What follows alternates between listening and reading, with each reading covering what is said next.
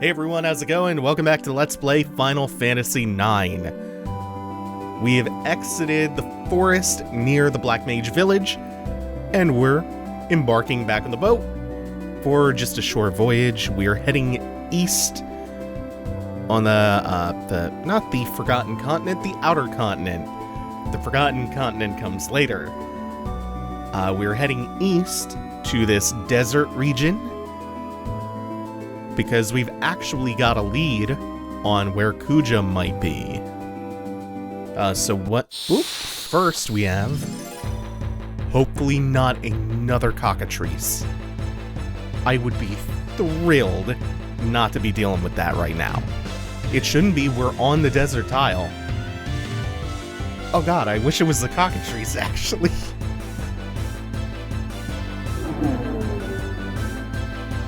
Because this was so late in the generation, I really feel like FF9 has such detailed and grotesque monsters. They really went all out, even on the basic enemy designs. Oh god, I have a touch of heartburn. That sucks. The landworms here are really hardy. They have much more HP than anything else in the area. In the area of like 5,000 or 6,000. And they do this, which is super... Oh, it ticked out to the poison before it actually inflicted damage, I think. I hope, because that means we won't have to heal Steiner up as much. Maelstrom inflicts Confuse, but it also drops the target down to 1 HP. And then Demi is the usual gravity magic, it's percent-based damage. Oh, I love that it ticked out to the poison as it was getting its final attack off. So what we were looking for there... Ooh, I knew you would come. Everything is going according to plan. What's that all about? What we were looking for is the sand dune that didn't have any puffs of dust coming out.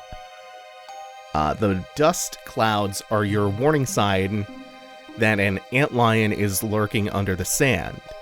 As in the boss fight from back in Clara, those antlions.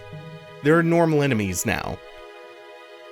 So we hit the far north sand dune and jumped into that one, where we fell into some kind of trap. A trap, of course, set by Kuja. How the party members got separated, all going down the same sand dune, I don't know. Everyone appeared to have just blacked out, and they're all coming to in, like, individual cells. Or at least it's maybe 1 or 2 to a cell at a time. Sid and Zidane here. And this is such a James Bond trap. Like, they're in a prison cell where the floor can recede and they're hoisted over lava.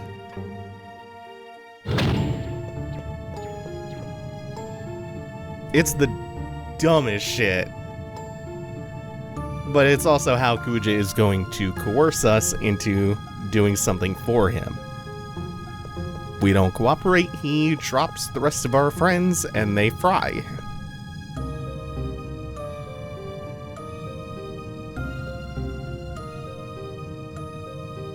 Just taking a second to appreciate this kind of unnerving theme. It's a very twinkly but unsettling theme between bouts of heartburn. And now, Dark Messenger kicks back in. So Kuja wants us to retrieve something. And that something is the... Oh, nope, he won't name it yet. He'll name where we're going, to Oeilvert, and it is south of the Seaways Canyon on the Forgotten Continent. There it is! So a third continent. We have the Mist Continent, which is not so misty since we destroyed the thing in the Ifa tree. We have the Outer Continent, which we are on. And Kuja is going to provide transportation above his luxury cruise ship to the Forgotten Continent. Now we're going to select a very specific party composition here.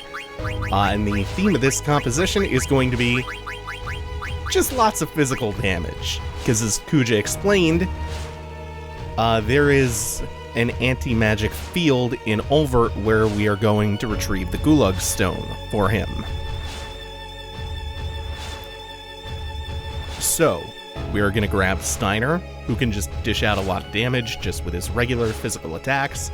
We're going to grab Freya, who can dish out a lot of physical damage with her regular attacks, and her jump command, and Amarant, who can throw and dish out physical damage with his regular auto attack.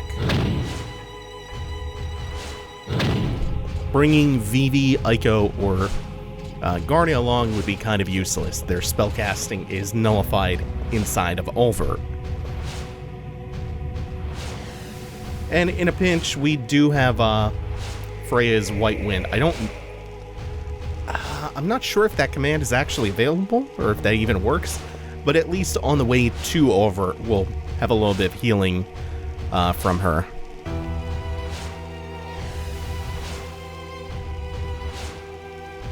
Kuja also dropped a hint in there about, right before he mentioned that he would let Zidane bring 3 of his friends. He said nobody likes to face themselves alone or something like that. Zidane kind of went, huh? What are you talking about? And Kuja very quickly changed the subject. It's a not so subtle hint about what we're going to be fighting once we get to Oeilvert. Before we even get there, here in the Desert Palace, we still have to fight monsters who randomly pop up. And this guy, even though he looks a little bit like a Tonberry, he is not one. In fact, they are so forgettable and weak that I don't remember their exact name. All they usually do is some very weak knife stabs.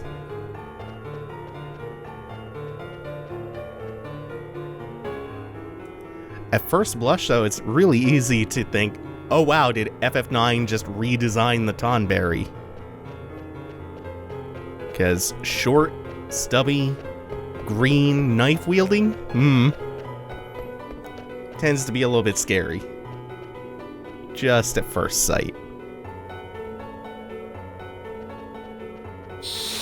And as promised, Kuja has provided us with method of transportation to the Forgotten Continent. And because we are not strictly in control of our own destiny here, we're doing all of this under the gun, we don't really have any control over this ship. The ship isn't even ours. We're just being taxied across the ocean. So this is more or less a cutscene. This is not the first time that we have had a scene like this either. I think when we flew to Lindblom the first time, we did something similar. And this acts not only as like a narrative sequence to advance the plot a little bit, this break, it's also a loading screen. Kill 2 birds with 1 stone there. Pretty good.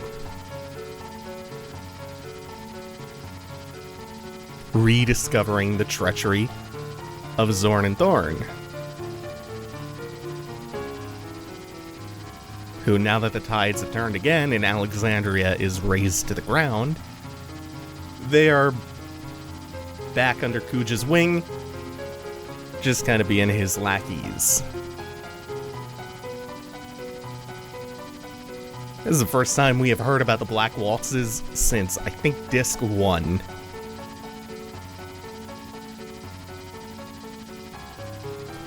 And they are just comically scummy and evil,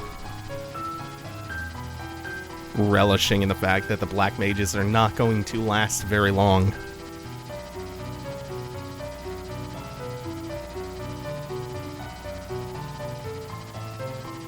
Yeah, Zidane's got the right idea. Doesn't serve him any good to pick a fight now, so instead, we're just gonna save that until we at least finish our mission in Oeilvert.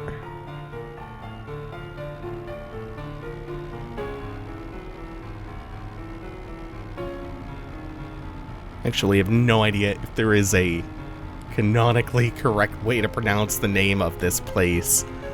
It is 3 different vowels back to back. It's a weird one. Oeilvert. V-E-R-T, I should say. Kind of an odd one. But we are now on the Forgotten Continent. And we still have this theme playing. It is not given way to an overworld Forgotten Continent theme. Oh, and we can't summon the Chocobo. I did off-screen go and finally grab the Chocobo from the Chocobo Forest. He's still hanging out front of it. So this is the only point of interest on the map here. So we're gonna wind our way through the canyon area in the middle of this southern stretch of the continent. Oh joy. This is a little bit too many cactars to just brute force down. I don't know if I ever pointed this out before, but the way that the cactars in this game work is when they are burrowed underground, that's when they will do their Thousand Needles counterattack. When they appear, and you can see their full bodies, you can attack them with impunity. They won't counterattack with Thousand Needles. I think I may have... Yep, I did cue that action up. So he will take 1,000 damage. I also have to watch Freya. Oh my god, that works super well! Because she inflicted freeze even though she attacked the cactar, so it has no chance to counterattack. And the impact crushed the cactar. Wow, that's super lucky. Also, just have to appreciate the way that the cactars function. Is they always counterattack for 1,000 damage. And they kind of force your hand, because otherwise you would just always be able to wait them out easily. So they can fuse you into possibly attacking them automatically, or attacking your own friends, which is just as good. And if one of your characters in confusion attacks them, they get a counterattack. They force you to trigger their own counterattack. Oh, it's so cool. Also, we have a Caberpipper Papadopoulos. Nothing really worth using, so yeah, this is just gonna be, for the next dungeon or so, a lot of auto-attacking and maybe Freya occasionally jumping. So she doesn't have to pose with the rest of the party. She jumps straight up out the selfie.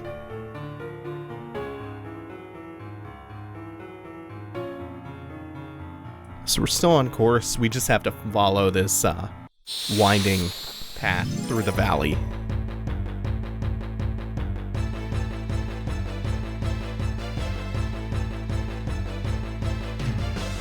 Oh, the Hell Houses! Shit, I forgot about this enemy. So first off, look at the weather vane on top. It's a cat. Don't know why, but it's cool. Also, it spins when you hit it. These dudes aren't all that bad, but they can just wear you down. So they're more annoying enemies than they are threats. That counter that they're doing cannon is just a stronger version of Demi. It would be like the equivalent of Gravija. Except I don't think it's magic-based, not that it matters too much. It will cut your health in half. And then I'll just cast second-level magic on you. Other than that, it just happens to have a lot of HP. So generally, you're not in tons of danger from them. Will wear you down, and especially given that we don't have a dedicated healer aside from Reese's Wind, we're going to rely a lot on potions whenever those things crop up. Or really for every fight. We came in with 99 regular potions because I didn't get a chance to stock up on high potions. We are going to burn through those so fast! We're going to end over with like none of them left.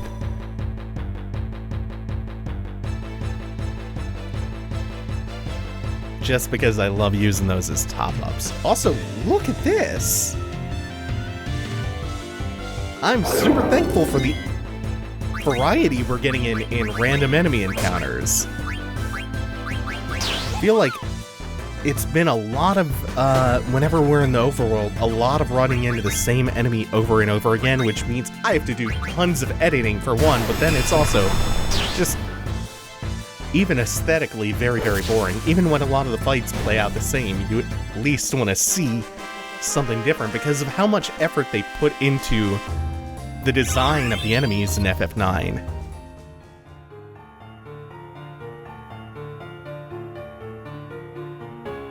I do think we have to go all the way around because Oeilvert is kind of nestled right in there, if I'm remembering this right.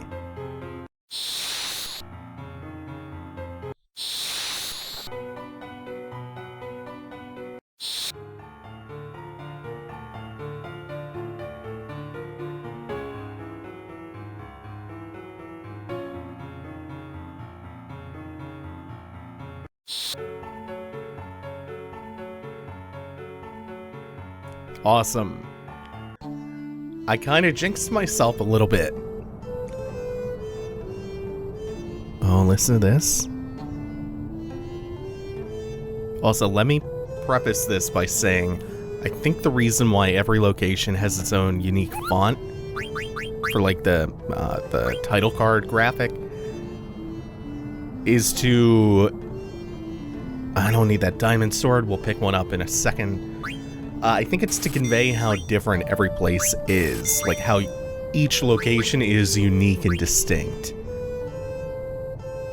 That being said, I really don't like it, because so many of the typefaces are hideous, and they really clash with like the whole aesthetic of the game. Just kind of threw fonts at the wall. They look terrible, most of the time.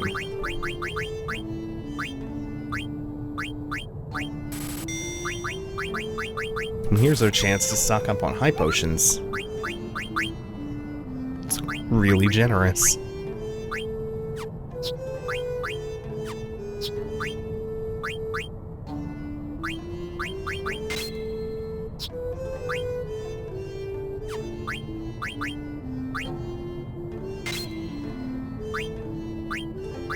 Yeah, there we go. We can finally hear the full version of that melody. So this is the theme of Oeilvert.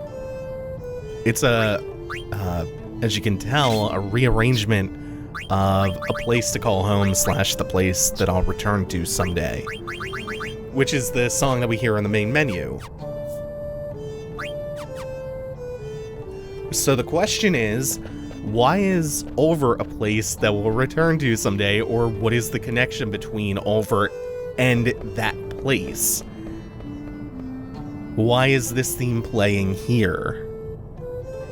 Because, and this is why this is such a strong technique. Without this theme, Oeilvert is just a place. It's just devoid of context. It's just nothing until you venture further in and, you know, you start to get exposition. But with this motif, you don't even need exposition to understand. The music imbues this with a really subtle extra layer of meaning. It imbues it with meaning before you even take 2 steps in. It tells you something. It signposts how important this location is going to be, and it kind of gives you an idea of why it's going to be important. It's the musical, it's the audible equivalent of just sitting you down and telling you, hey, pay attention, this place really matters quite a bit to the story and the plot. What is this holographic orb? Might be a planet with a bunch of text that is really, really difficult to even see scrawled across. that they can't seem to make out. Zidane can kind of read it. He says it's more like the words are talking to him. And this is why we did not buy the diamond sword back at the Mog Shop. This is a really good upgrade for Steiner. We get that right at the beginning of Oeilvert. And we're also going to get a lot of good armor.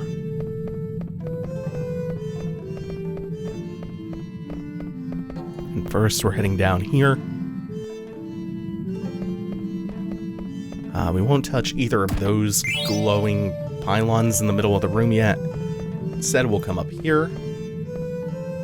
Just items for days. Feather boots now. And we'll start with this one on the left. I think the order of this matters.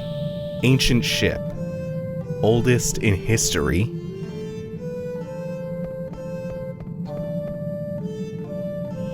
The ship for war. Shipbuilding, technology, primitive.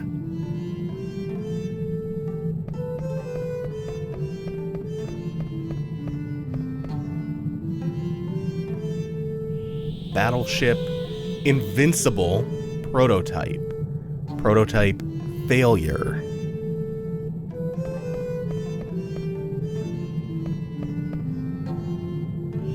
The first battleship, invincible. Improved version currently in use.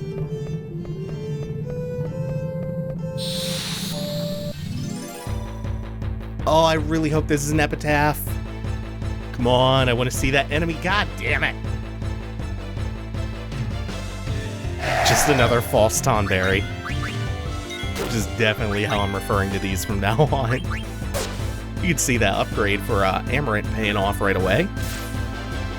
And we'll get a chance to, oh god damn it. All they exist to do is annoy me. Triggering Freya's trance at the worst possible time.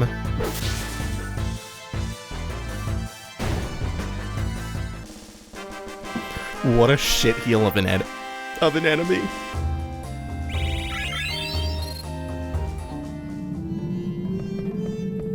I think we are going to finish up Oeilvert next time. Thank you all for watching. Take it easy. Have a good one, y'all.